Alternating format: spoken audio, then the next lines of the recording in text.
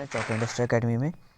तो जैसा कि आप सभी को पता है कि 11वीं क्लास के जो बच्चे हैं अलीगढ़ मुस्लिम यूनिवर्सिटी के, जिन बच्चों ने अपने एग्ज़ाम दिए थे, उनकी सिलेक्टेड कैंडिडेट्स की लिस्ट आ चुकी है। और ये लिस्ट है कॉमर्स और ह्यूमैनिटीज़ के स्ट्रीम के गर्ल्स की लड़कियों के लिए। तो जैसा कि आप सभी अपनी स्क्रीन पर देख रहे हैं कि आप जो कैंडिडेट्स की लिस्ट है वो आपको दिखाई दे रही होगी रोल नंबर और रैंक के थ्रू।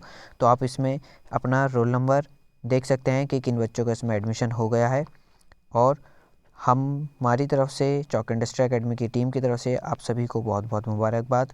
और जो बच्चे नए हैं उन बच्चों से रिक्वेस्ट कि आप हमारे चैनल सब्सक्राइब कर लें ताकि आपको इसी तरह की वीडियो सबसे पहले मिल सके। तो चलिए शुरू करते हैं आज की ये वीडियो, और आप इसमें अपना रोल नंबर देख सकते हैं।